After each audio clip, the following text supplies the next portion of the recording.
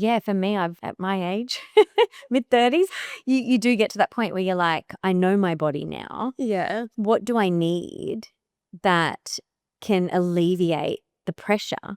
Yeah. Because if I'm feeling pressured or tense, I can't be creative. I know. I find it so hard. It's like something in the brain just shuts off. Someone once said to me, though, that pressure is such a privilege. Like, the fact Okay. that you do have this pressure, like, the fact that we're in positions that, we're doing work that we absolutely adore. Yes.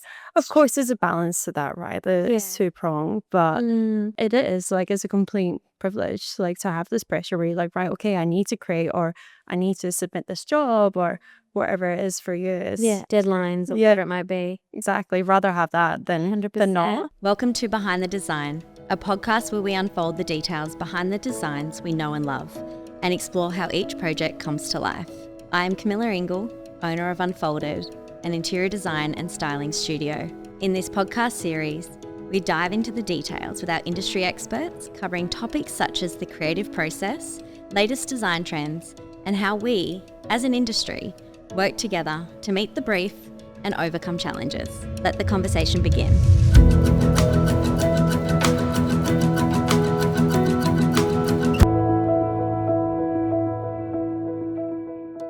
Montana, so good to have you on Behind the Design. Thank you for having me. I'm very excited to be here. And so you've just come from a day in the studio. I have. Yes. I'm clean. There's no more paint on me.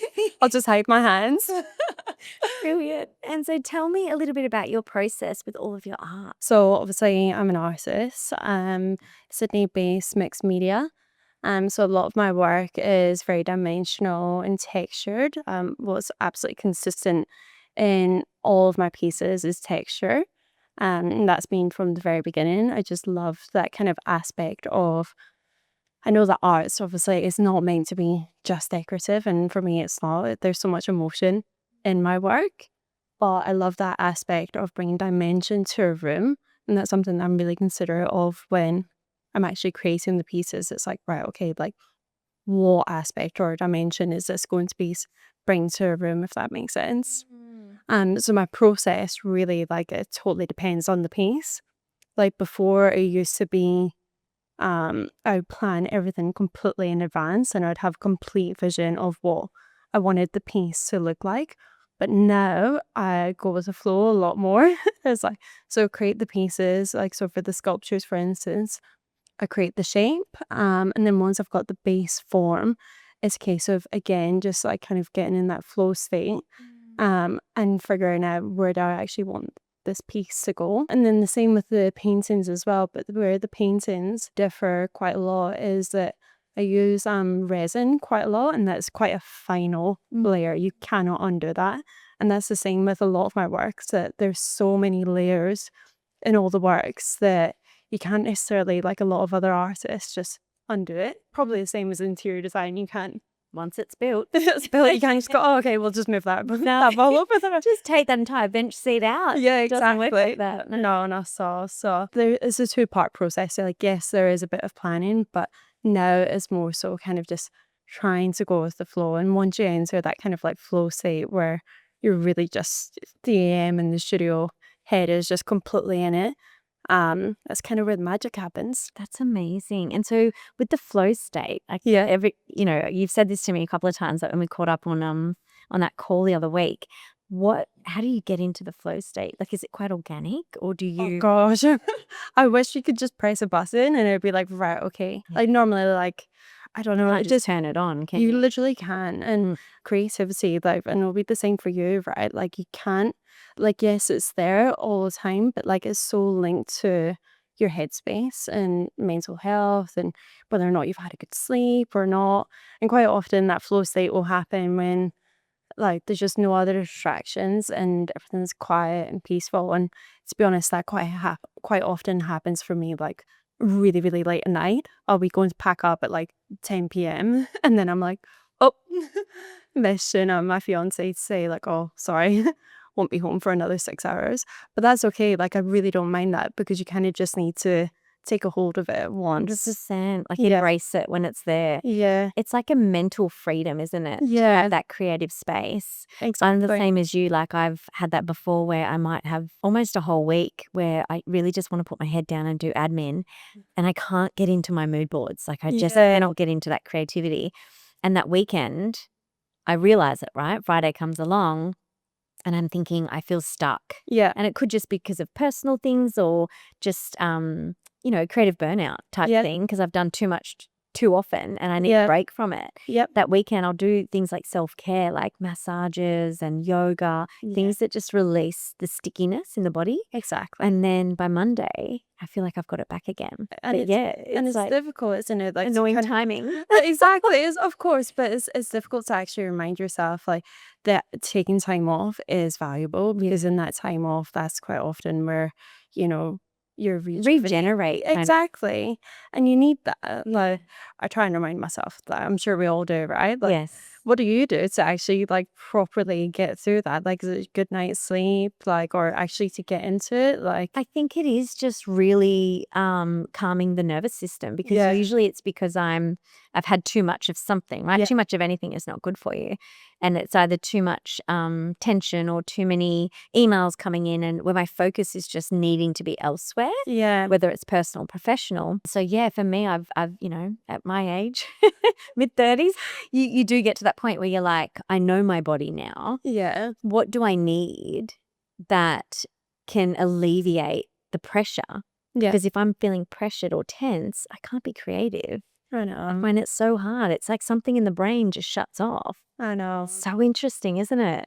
Someone once said to me though that pressure is such a privilege. Like the Okay. fact that you do have this pressure, like the fact that we're in positions that we're doing work that we absolutely adore. Yes. Of course, there's a balance to that, right? That it's Yeah. two-pronged, but Mm. it is like it's a complete privilege, like to have this pressure where you're like, right, okay, I need to create or I need to submit this job or whatever it is for you. It's, Yeah. Deadlines or Yeah. whatever it might be. exactly. Rather have that than 100%. not. And you and I spoke recently about a deadline. Yeah. We spoke about how a classic conversation for behind the design. You would go on your Instagram or your website and have a look at all the beautiful pieces and you don't really know that personal things impact you as well and that you've got to push deadlines out and have those uncomfortable conversations with clients. I know. Tell us a little bit about that because I thought that was such a beautiful experience to share Yeah. in such a vulnerable way if you're comfortable to. Of course. So yeah, recently, really unfortunately, had a friend that passed away and that kind of, just had a ripple effect on everything else that I was doing. At the moment, I'm working really, really hard to a deadline for a collection that I'm releasing. But also in tandem, like, just because I'm working on the collection doesn't mean that all the other work stops. And that's more centered around commissions, like custom work. So it's kind of quite far down the process with a beautiful client. Getting really excited about doing a custom piece for her. But after that happened with my friend, I was just like, right, like I'm trying to put this concept together in this presentation based on everything that we'd spoken about. And I was just like, my head's just not in it. And I've never had to really do that before. Like, I'm always the kind of person that's like, if I say I'm going to do something, I'll do it by when I've said that I'm going to do it. And I'm true to your word. Yeah. Yeah. She took it like, I just was really honest with her. And I was like, really sorry. Like, I'm really sorry as well. Like, Yeah, that I can't deliver on this. of course. Yeah, when I said I could. Yeah, so that was a lesson to me to actually like stop and be like, no, like, maybe a few years ago I would have put like, I know this is a very different situation, right? Like this is not normal, like kind of what we're It's your experiencing. everyday No, of experience. It's not course. very personal. Of course, but it still ties into like the broader picture of like, if you're really not feeling something and your head's just not in it, especially when it comes to creativity, that you have to kind of honor yourself and the client as well. Like, if a client's potentially willing to pay like a lot of money for something that is custom, like you need to be putting your heart and soul into it. And that's for all my work, right? Like whether it's a collection or a custom piece, like nothing would leave the studio unless I was absolutely in love with it. It's like a standard for you. Yeah, of course. And we've all got our own standards and of like, it's probably like it's difficult, right? Because you probably I hold myself anyway, like to that standard too high. I've got a whole graveyard of pieces that are sat there. Where I'm like, oh my gosh, like no, they're not going anywhere. And then people will come to the studio and they'll be like, oh, like, can I buy that? And I'm like, no, like, I just can't, like, as much as I'd love it. So just like, yeah, but of course, like, you know, if you just don't feel it in your heart and it's like, right, okay, there's something wrong with that technically. I just wouldn't, because at some point that's going to end up on someone's wall, and I want all my pieces to be investable. I like a representation of your name, exactly your work, your level of work. exactly. Yeah. So, you know, like, I don't know where pieces are going to end up in like 10 years' time. Like, I spend so much time investing in the quality of all the materials that I use, and obviously it takes so much time. I put my heart and soul into every single piece. Why would I let something leave my door if it's cut in a corner? I love that. And that's honorable, you know. Well, It's respectable though. Like people would respect that. And but I'm curious, like even if we go back to, you know, as you said, you've got a graveyard of pieces there. It makes me think like, can you edit them? Or when you say resin, like it's set in stone type thing, is it, I don't know, can they be edited per se? I can't change them. That's the thing. That's the whole part of my process, right? That with the amount of layers that I use, like especially when we're talking about texture, like the start of a process for, say, it's a painting, or even a sculpture, to be honest, is setting those first layers of texture, and then I would build on it with color. So if that texture is just fundamentally not right, like it would just be such a process to kind of You're not building from the right foundation in a way. exactly. Yeah. So So how I feel are you like- supposed to feel confident with that? When exactly. It's It's something- probably like a house, like or like, you know, if the foundations aren't right, then Yeah. you can't So true. yeah, you can't just like hope for the best.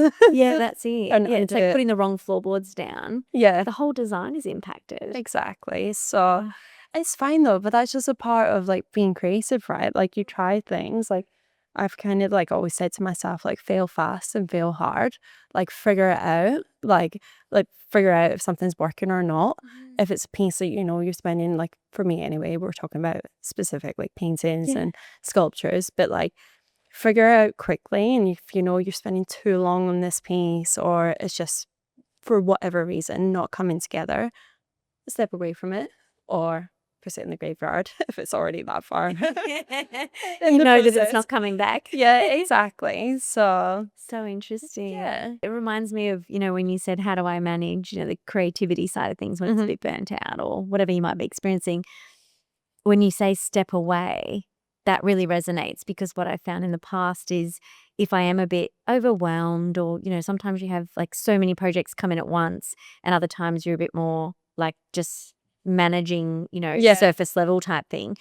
But when I am in that overwhelmed state, yeah, if I step away from particularly mood boards, because that's that creative piece for me and the conceptual design, if I step away and really accept, as you say, like accept that I'm in this position right now, right here. Yeah. That's okay. Allow it. Don't resist it. Yeah. Come back in a day or two and just completely forget about it. Yeah. My ideas are so much better anyway, Yeah. because I've given myself that space. But that's it. And you came to the exhibition last year, right? In November, and that was called Reclaiming Space. And a large part of the concept of that was, you know, giving yourself space as well as actually like taking it. And I think that's something that's become more prominent in my practice and in myself as a human being, right? Like for any creative, like this is your personal brand. And you need to look after yourself in that process, because like that's what's fundamental. 100%. Yeah. And so how did you start Montanimal art? Like, you know, tell me about maybe you from 20. I'll rewind it back just a little bit further than that. Yeah. So I was born in South Africa, moved from South Africa to Scotland when I was 8 years old.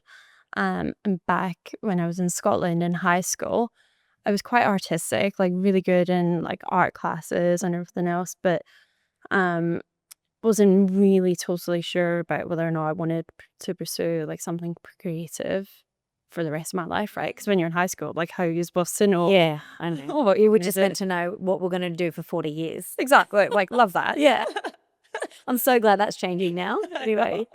But when I was in high school, so it was like my final years, like, I don't know what you call it in Australia, but the hires in Scotland. Yeah, year 12. Yeah. Okay. Yeah. So I was submitting my art portfolio for my final exam, and my art teacher and I had been having kind of creative differences where he was saying, like, you need to change the colors of XYZ, and I was like, no, like, Can I ask on what basis? Just from him being the teacher? yeah, Interesting. yeah, really Okay. weird dynamic. Like, Where's and I the self-expression? exactly.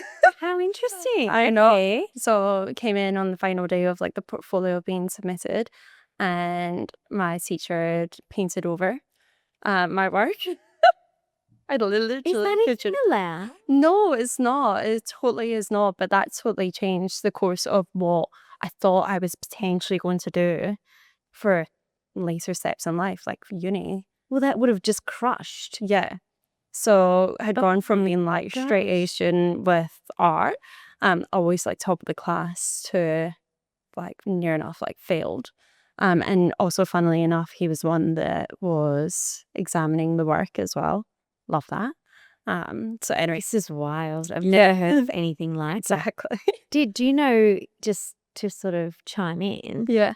what happened after that? Did he Well, ever get No, there was no repercussions. Like, obviously, like, I was a teenager at the time. Like, a big stink was kicked up by my mom and everything. But no, probably not heard. Yeah. Oh wow. Anyway, Sorry to like, hear that. it's fine though, because like really like the somewhat like butterfly effect of that, of like how it's changed the course of the rest of my life, is that I then thought, right, okay, like, I'm really like, I love the art, but I'm not so passionate about it that this has absolutely broken me. This is back then, right? Yeah, and Like, not the case now. you're young and quite like impressionable. Of and course. Yeah. Very Um, vulnerable at that age. I know. Mm. Like, so yeah, I pivoted and I decided, right, okay, I'm going to go to uni and I'm going to do business.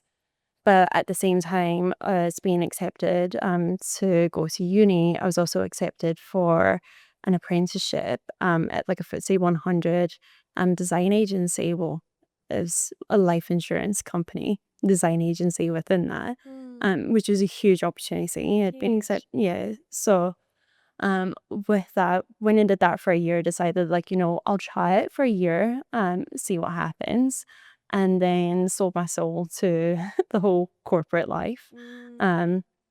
But that year was absolutely amazing because, it showed me so many different facets of a design agency within the kind of corporate realm, and actually taught me that as much as I wanted to be creative, that so I should be a creative, especially I'm like 18 at this point, right? Like, I was like, this is actually going to be far too difficult. Like, Yeah. I just So hate my job. for an 18-year-old, yeah. Exactly. Yeah. And you kind of in that weird of like, I've got to be practical. You know, you can't just kind of reach for the stars and hope for the best. Yeah, exactly. Yeah. So, but like I said, it sold my soul to the kind of corporate life at that age, where I was like, right, okay, like, earning money and everything else. I don't necessarily want to go to uni now because I've learned so much, like, actually on the job. Yeah. Ended up doing network security for somehow So wildly different. so wildly different.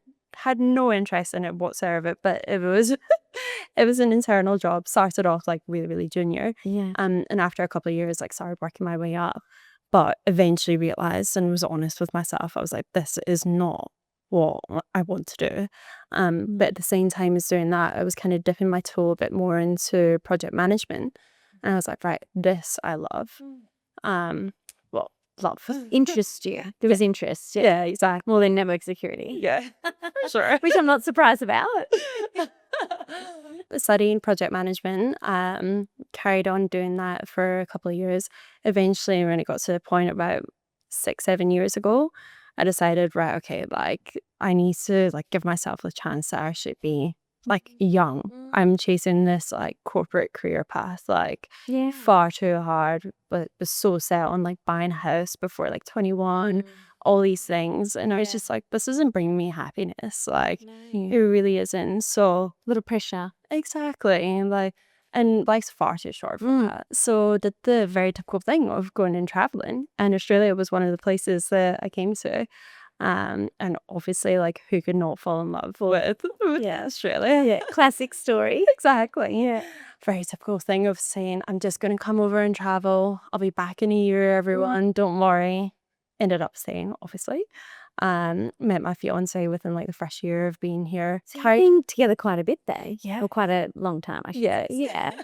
But then carried on with project management for a few years over here. And then obviously COVID. So very similar story to a lot of other people, and at least it's a good news story as well, is that during COVID, that's where I really discovered or rediscovered my absolute love for what I do.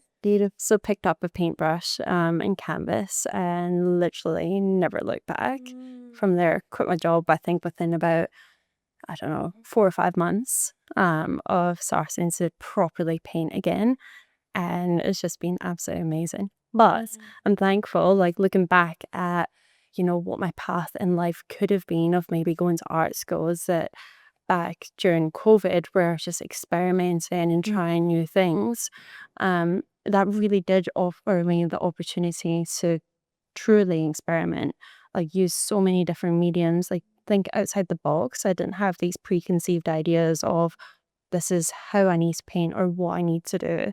And also I was working at the same time, so there was no pressure whatsoever. It was just playing, basically. So were you working from home then? Yeah. Yeah. So that's what, I think that's why so many people in our industry specifically, I mean, obviously I'm having these conversations more often than not at the moment, but a lot of us started something between October 2019 and when COVID started, because I think that's when everyone, or even that first year, 2020, because that's when everyone just had to shift. Yeah. You had to pivot. Is that what the case was for you? Yeah. I started the business in November 2019. Oh my goodness. Yeah. And then that's why it was so wild, because then I was only 4 months in, 3 months in, and then COVID hit.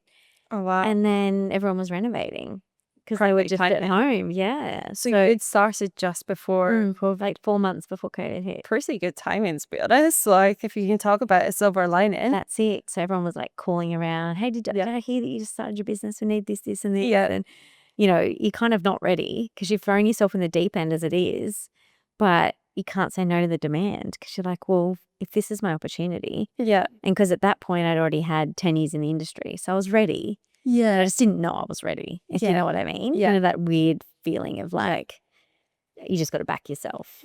So let's talk about back to baptism of fire. Yeah, literally. Yeah. So then you went through all of that, and then when did you formalize Montanimal art and like really start to sell your So pieces? I'd kind of been, I was working ridiculous hours doing what I was doing before. But then also like really prioritizing the art at the same time. This all in COVID, like back in like 2020 or 2019.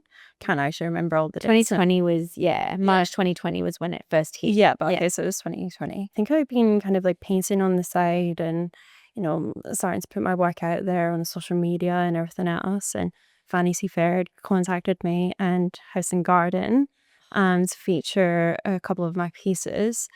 And after that, I was just like, you know what? Like, everyone keeps telling me that I've got something. I love what I'm doing. I was just like, you know what? I'm going to sell my house in Scotland. And I'm just going to go all in. I'm the kind of person that I love a challenge, like as much. So were you living, back in Scotland? Or No, I was living over here. Yes, but you had the house back. But I still had my house there. So I was just like, like I was like my little investment. And I was like, that I always told myself I'm never ever going to touch this, but I was like, I'm going to invest in myself because at the end of the day, like art is such a complex thing. There's so much, it's so personal, so much emotion linked to it, but it is also a business, right? And every business, when you're first starting, you need to invest in it. So that's what I did. I was just like, right, you know what? Absolutely going to go for this. And that was probably only within like 4 or 5 months of first picking up that paintbrush again. And what I found was like with every piece that I was creating, each one was evolving so rapidly. And it's difficult, like, right, like for a creative designer artist is like finding your voice as well in that. And when I first started, And point of difference. exactly, Yeah. my point of difference has always been and was from the start texture, my use of that. But at the start, my work was a lot more like seascape based, which I absolutely loved. Like, who does not love the ocean? Yes. It resonates with it in some way. It's a popular sort of genre, Yeah, but it's so open to interpretation. of course. Yeah. But what I ended up finding that wasn't open enough that I loved it and so will always love it. But my actual like true authentic like voice as an artist, I've really from the start as well was dabbling in a lot more like abstract contemporary kind of pieces. Yeah. But I was also playing it safe with the seascapes and not to necessarily bring Because you knew that it was like kind of comfortable. People knew it. who's never Familiar. exactly who's not gonna love Yeah. Yeah. something It's that's easy. based exactly. But I was always still drawn to like the organic like forms, like the more abstract forms, especially like of the seascapes I was painting. It wasn't necessarily just like Bondi or Yes. Yeah. Yeah. Down the road, the beach. So would you say then you started with just art on canvas? Or because your sculptural pieces now, Yeah. have they always been part of your collection? They started probably within about a year of me painting. So they So it started did start with the painting and then it went. Yeah, Yeah. Okay. exactly. So I don't ever work on canvas itself. It's always on board. And so like birch, because canvas itself like moves around and because I use so much texture, it needs to be a rigid base. Does it also absorb quite a bit, canvas, or is it? Once it's primed, it doesn't absorb like so much. Like if it's a raw canvas, Okay. yes, Yeah. it would. Interesting. Because different mediums, right? Yeah, You'll- exactly. What I was gonna say, like with regard to like my practice as a whole, is that not necessarily to bring the tone down at all, but a couple of years ago, I went through like a really, really difficult like dark period. Don't necessarily want to go into like the ins and outs of like what happened, but there was a period of my life, like, and honestly, I felt like it just lasted forever, where like I just could not paint. I just couldn't, and It's like writer's block, but oh, painter's block, kind of exactly, and awful. and that really taught me like right, like how your mental health is so tied to creativity. And it was kind of during that period that I kept trying to force myself to work on these seascapes and all of those paintings, which I still truly love. Like each piece would take absolute months to create, and I was like, I just, there's all these ideas or these things I've been working on in the background. I really want to explore them, and they were really the only things that were exciting me, like at that moment in time. And I was just like, you know what, I'm gonna just actually go for it. So just a whole collection that was kind of born out of not necessarily darkness in any way, but it was like the one thing that was keeping me going. And I remember when I released the work, everyone was like, "What?" Like, but Is this yours? yeah, it was so all the same techniques I'd always been using, but just it didn't have blue in it, and it was just different. And it was really after then that I just saw, you know what, like I know what I want my path to be. Like I want to honor It had to what my voice is as an artist, and this is where the pull has always been. But I'm gonna go for it, and that was, gosh, I don't know how many years ago now, but it's completely like again something kind of crappy happening. Turning it around and just going like, right, okay, and yeah, just absolutely like in love with what I do now.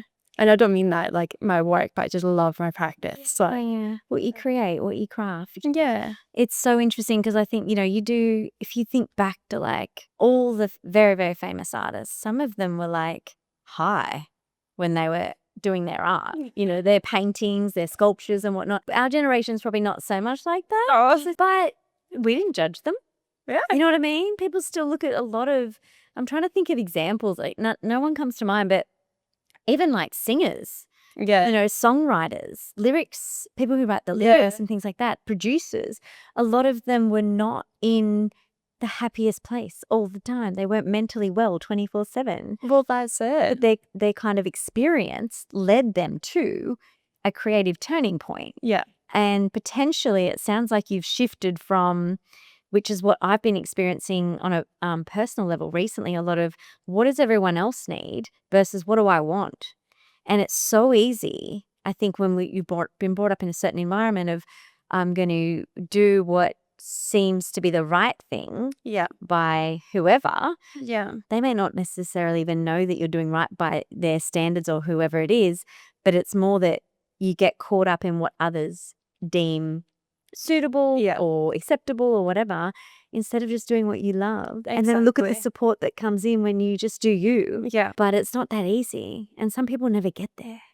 I know. That's what's also so interesting. That's why I love hearing this, because I think it's so nice to, sounds a bit funny, raise awareness, but kind of raise awareness. And it's okay, Around right? Like, that vulnerability. yeah. Like, okay, I didn't know I was going to go through a dark phase. I didn't know this was going to come out of it. Yeah. But look at me now. This is cool. Well, It's inspiring. There's that. And then there's also like honoring your true voice, like regardless of like necessarily if you're going through a dark time or not. Totally. There's this whole push and pull, right, with any business where it's like supply and demand, and it's like, right, okay, like I feel like I need to do this because this is what's going to pay the bills. On But then- paper. But then this is what I want to do. Yeah. And it's sometimes not that simple, because quite often there's a lot of risks involved of actually making those like sort of steps. Yeah. And there's financial overheads. Like there's the reality of doing that. Yeah.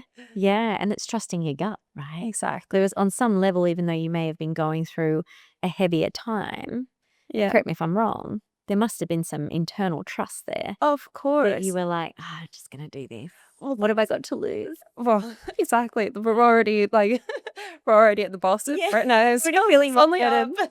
Literally. Oh, Exactly. thank you for your honesty. It's really beautiful. Yeah. Because I think, a lot of people go through these types of moments and not everyone talks about it. Well, that's the difficulty, right? Like it's like the day and age that we're in, and everyone so freely says that, like when you're not feeling that. But you're not necessarily going to rock up with like in social media or anywhere and just be like, guys, like things aren't great. Yeah. Because you've You're still still got going through a dark phase. yeah, you've still got like you still want to be professional as well, right? So it's like it's this fine balance of, again, like just kind of trying to I suppose like just make it through life. Yeah. We're all just trying our best. That's it. And it's interesting because obviously there's a lot of people who label Instagram as the highlight reel. Ah, And yeah, it is. Depends how you do your Instagram. yeah. I personally find, mine probably looks nice, and especially unfolded because it's work. Yeah. It's my portfolio and it's Yeah. a representation of my brand and me, Yeah. person, Of course. and as a professional. yeah. But I think with the highlight reel, it's like you can still have it that you're sharing the good, but just being honest with yourself. Yeah. Like I find I personally still share a lot of like vulnerable moments or Yeah. things that might be going on in the world that are impacting or, so that it doesn't have to be fake is what I'm trying to say. Well, that's it. Highlight reel doesn't have to be fake. It doesn't. It doesn't. And, like hats off to anyone that actually manages to successfully do that. And even just on the point of like social media as well, it's like it's really difficult to even want to show up when things aren't Yeah. going well, Yeah. like internally or personally. But I suppose that's where, more recently, like I realized, like, consistency is actually key, like, especially with like something like social media, which is this whole love-hate relationship, let's be honest, mostly hate. You wouldn't know it though. Yours is so beautiful. Thank you. But, you just don't want to end up engulfed and like, there's more to life than that highlight reel. 100%. There's actual work. Yeah. So, yeah. And so what are you finding then that you're enjoying the most at the moment? Like, would it be more the sculptural pieces or is it 50-50? Honestly, like it's everything. It's not that I am indecisive. But I just I truly love everything. Like I love that this is my job and my privilege to be able to actually like kind of get to do this every day. But at the moment, like given the collection that I'm releasing at the end of this week, by the time this gets out, it will probably already have passed. But this collection's mostly been about the sculptures. So each piece is about small moments that just have a lasting impact. So that's just been a really, I suppose, like poignant theme for me at the moment that's been really nice to explore. And like I said, yeah, and like what I said earlier is that what is consistent in my work is that I absolutely love experimenting and challenging myself. Like no two works will ever be the same, ever. Like mainly because I get bored really easily and also 'cause it's really difficult. But Yeah. with this collection that's coming up, talking about the sculpture specifically, I honestly thought that that well of ideas it kind of dried up. Not necessarily, but you know, it wasn't until I sat myself down and I was like, this is the whole concept that I've got. Like, this is the theme I really want to explore internally. But then also with the pieces, I realized, like, gosh, like, there's so many different ways that I can push this. So I'm excited to share it because you'll see in the pieces and you'll be like, right, okay, like, there's quite a few that are quite different to Yeah. what you've seen before. Amazing. And there's this whole anxiety around everything as well, right? Where you're like, it's different. Like it's not tried and tested. You don't know if it's gonna go well. But again, it kind of feeds back to the just like trusting yourself. You have to like just pray for the best. Yeah, that's it. Put your best foot forward. Yeah, exactly. And so as an artist then, for someone like myself, my sort of like for you, I'm trying to think of the parallels. You put forward this, you say it's launching, Yeah. and is it called a series or what do you call it? Collection. A collection? Yeah. So your collection would be my completed project that's just been photographed and styled, right? Exactly. So do you find that you feel that you've got a bit of a 3 a year, or how do you create those deadlines or goals for yourself, or is it quite organic? It's really organic. It changes year on year, to be honest. This is the first collection that I'm releasing that's entirely online. Normally there would be an exhibition Yes. associated. It was so nice to go. Thank you Because so much like for to have a little touch. Like, no, I know you're not meant to touch. I don't. I didn't tell you that. But just to, like really see it up close and see the texture that you're describing is just so inspiring. Oh, thank you. Yeah. I'm glad you came and enjoyed it. Yeah. But yeah, it's just this will be the first collection that I'm releasing that's entirely online. So there's this whole anxiety around it as well because like normally when it's a face to face, you get that immediate feedback. Yeah. And I suppose like it is similar to your like comparison of like a project, but where a collection would entirely differ is that all the work, all the effort is all put in, and when you actually go to release it, it's still not sold. Like it's not you're starting the work with You're just sharing it. Yeah, exactly. So true. Yeah, you're kind of completely backing yourself to say like, right, okay, this is me, and this is what I love. And I hope you love it too. Yeah, exactly. Yeah.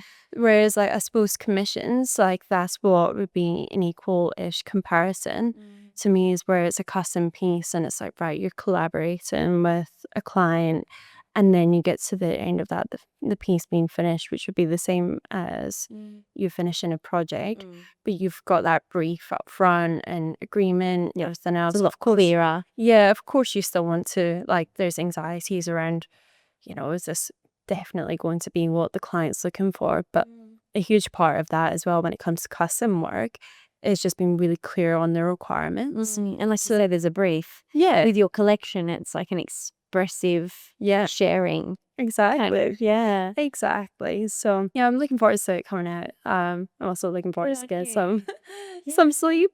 And so how many on average would be in the collection then? It entirely, again, it changes collection to collection, but for this one, I think it's like 35 pieces.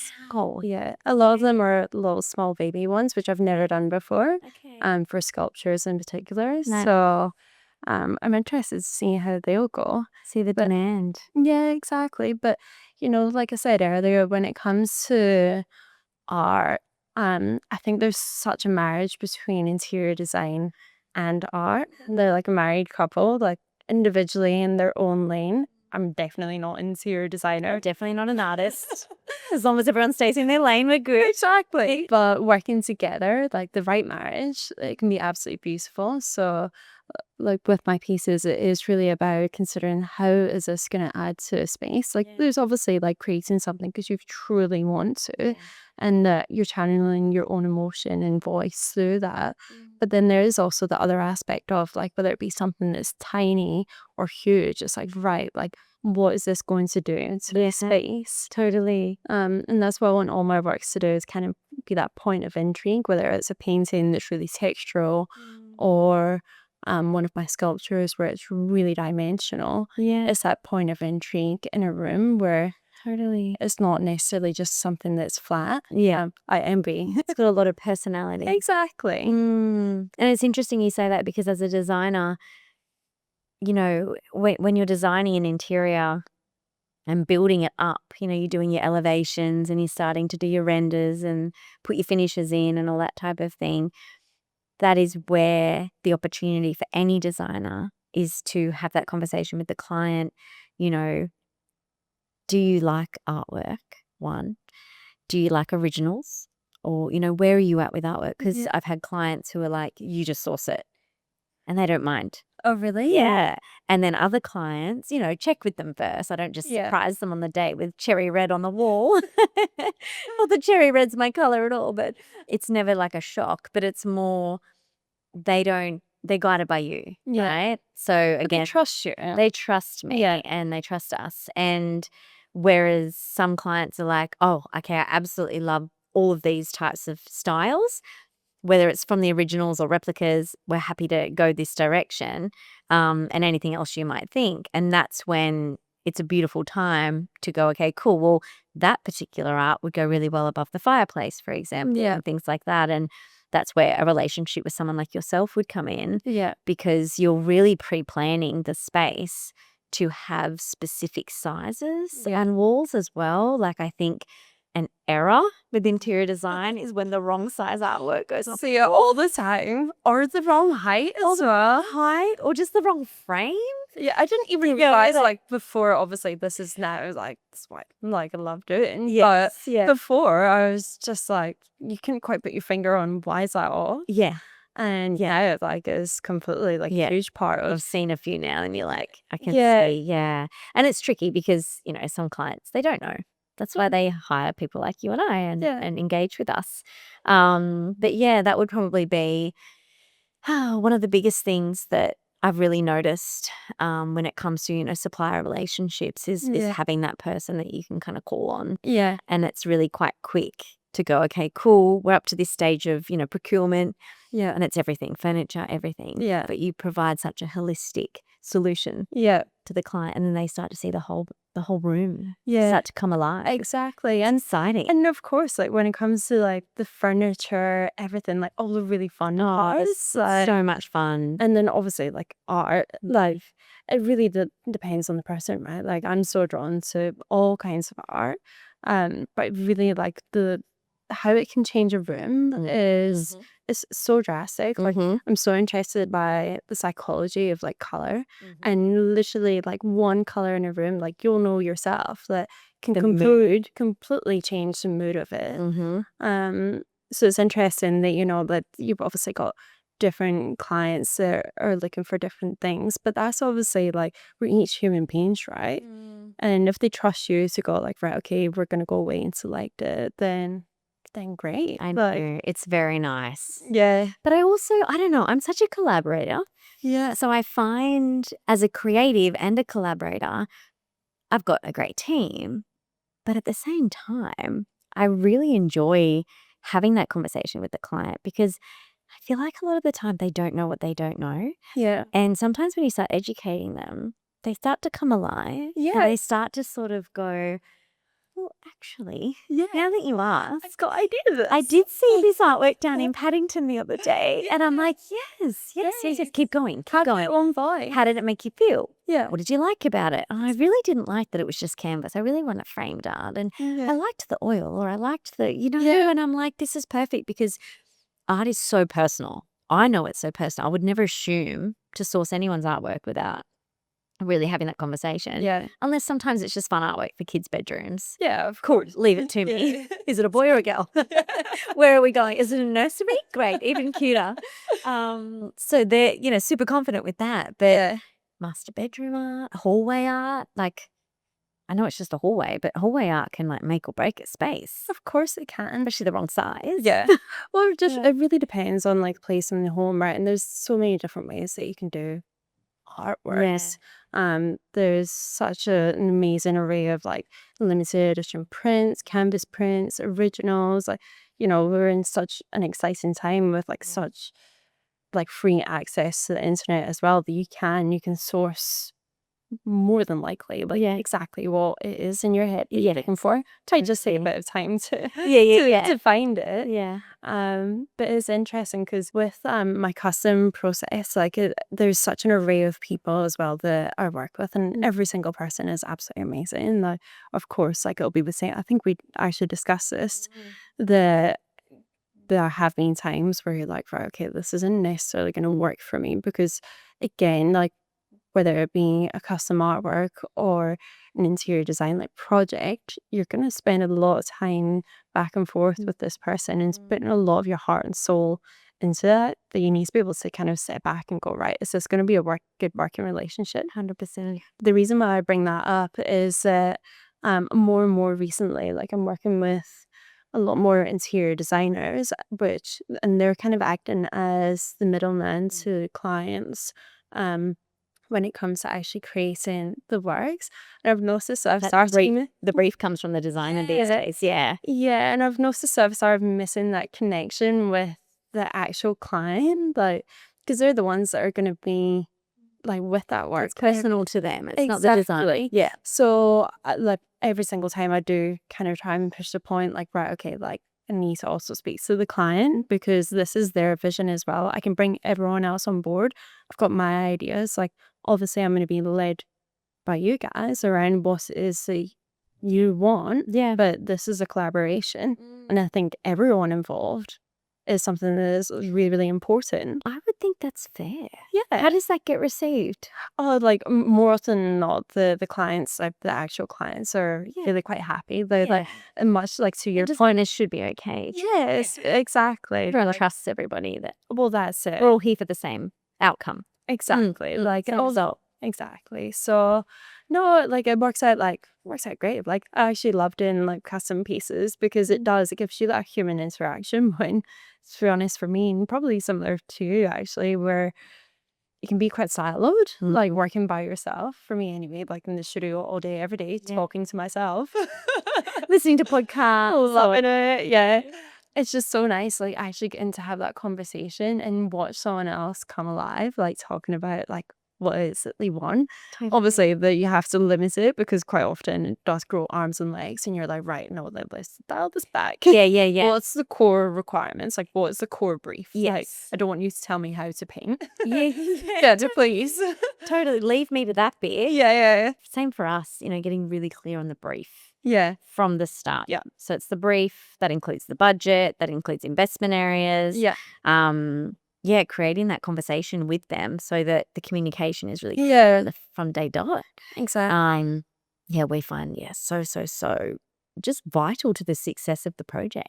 Well, and it works out quite well when it is them working with interior designers as well, because more often than not, when I actually do get that FaceTime with the client, they're already used to that kind of process. Yeah. Whereas if it's a completely private client, like a retail client kind of thing. Yeah. Off the street, do you mean? Like a private client that's not working through an interior designer that she's contacted. They've reached out to you directly. Yeah, exactly. Like, and either they can go down the route of like being really excited by it, or they're just like, well, like there's terms and conditions and there's a contract and there's a presentation, and it's like, no, these things are here to just like literally just keep us all right. Yeah. I'm going to deliver on what I said I'm going to deliver.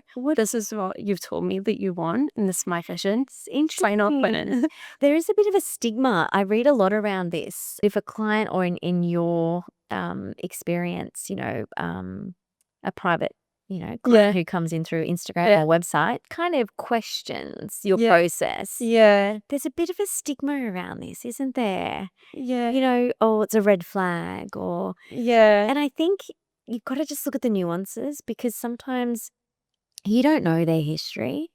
They may have been completely burnt in the past. Yeah. So, and they've just come out of some other relationship with some other artist or designer. Yeah. And they're like, I just don't want that to happen again. Of You may not course. know that. Yeah. But it's sort of just seeing the bigger picture, I think. Yeah. What's your experience with that? Because it does happen. Yeah. To be honest, for the Well, they most want a good part. deal. Yeah. And you're like, I'm not here for deals.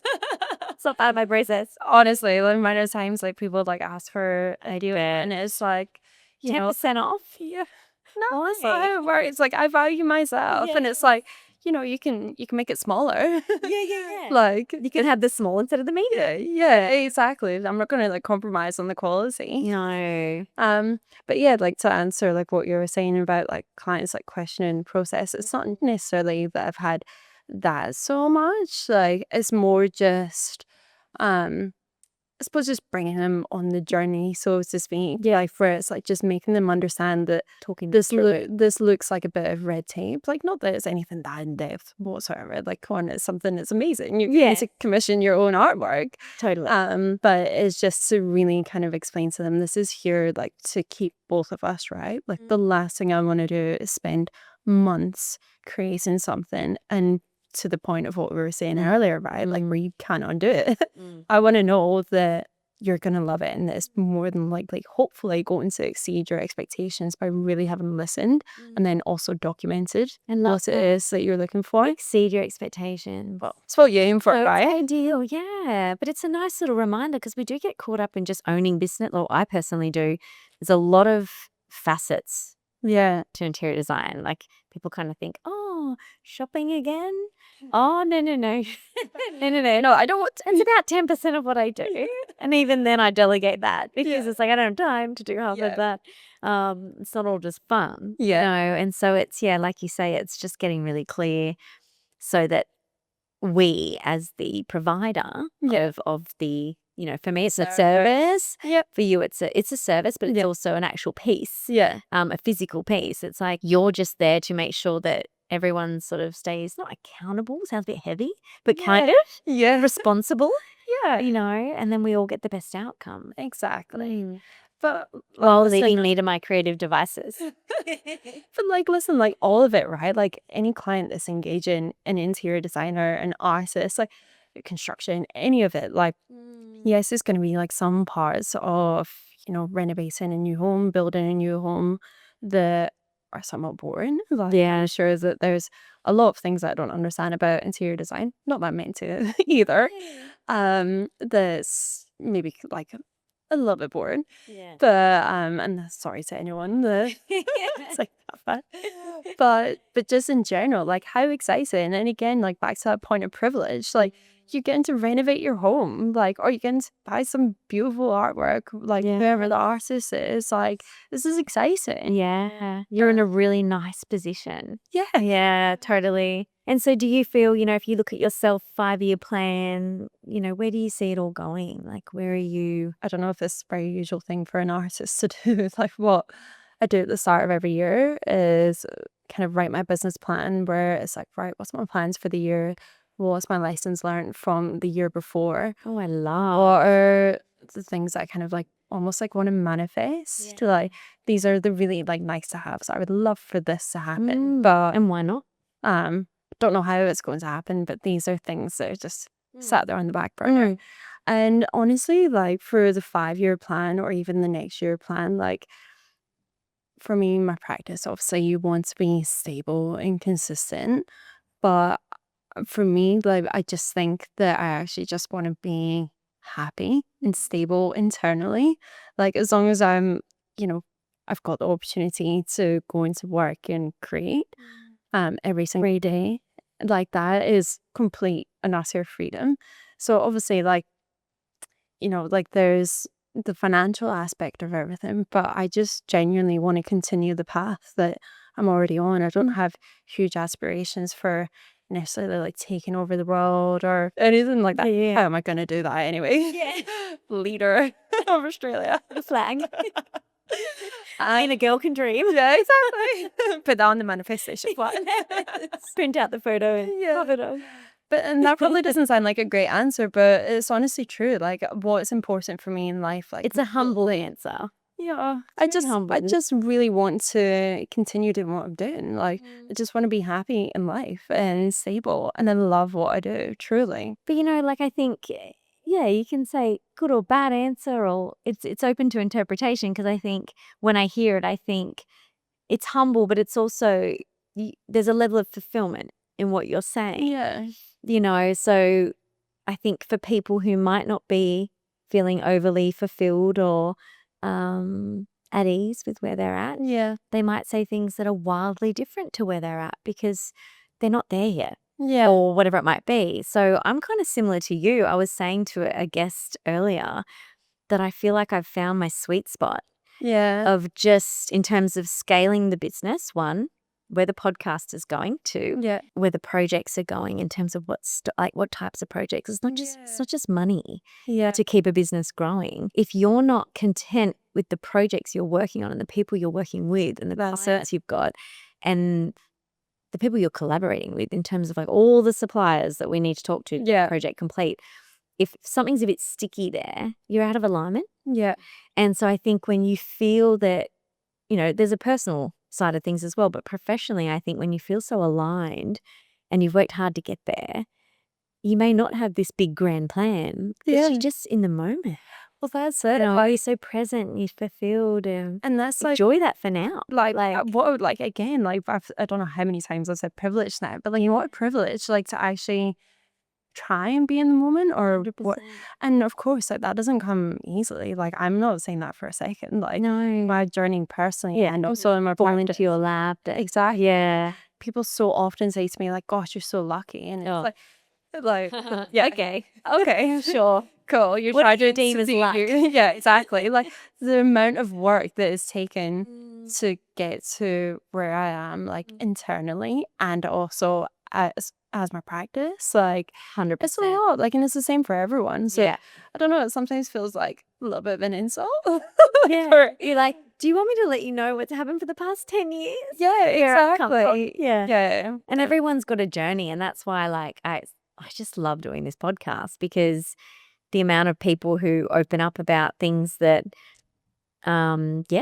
your Instagram following wouldn't know or your clients wouldn't know. And it's not a matter of feeling exposed or whatnot, but it's just talking real talk. Like, we're all just human. But that is literally what I say all the time. Like, it sounds like somewhat philosophical, but like, this is genuinely like our one life. Yeah. Like, why not take the risks? Like, show up like as the best version of yourself if you can. Like, and it's okay like to not be okay as well. Like, we're all just trying. Yes. But like, literally, like, sounds also a bit pessimistic. But someday we're gonna all just be dust. Yeah.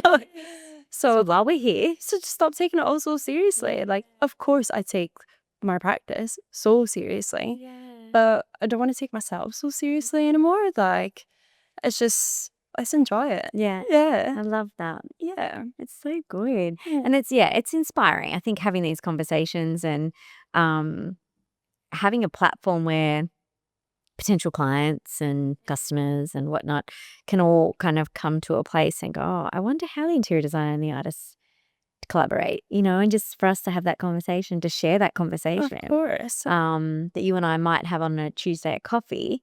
Why not have it, that you're sharing it? I think it's so nice because it's not spoken about much. And it can change. How we all come together. And of course, like that process will change depend like person's person, of course, the business, different personalities. Exactly. Yeah. Like we've got friends that are artists and see how their custom commission process works. Like mine is entirely different. But so the interior design process exactly changes. Yeah, of course. But it's just really simply it's about taking the brief and having a lovely conversation about it. Yeah. Having a more difficult conversation around budget. Yes. Yeah. And then meeting somewhere in the middle. And then, producing something that everyone loves. Yeah. hopefully. Good result. Yeah, exactly. love- But like I said, like interior design and art is something that is a marriage, basically. It is. Separate entities, but And there's appreciation. oh, that's it. Like you appreciate like some kind of objects or furniture, everything else. I Love know a good that's- rug, you know? And a side table. Gosh, I need It all matters. table. But yeah. Well, we always wrap up with a final question. Okay. A bit of a fun one. What's the weirdest DM? So this is direct message on Instagram for anyone who's not savvy. Or client request you've ever received. So there's been quite a few, but the DMs are so like that's the Wild West. Like the messages I receive are very, very weird. Like there's a lot of like quite pervy ones on there, which is just like so not okay. Interesting. Yeah, but In response to something? like yeah, or well, not necessarily in response to something.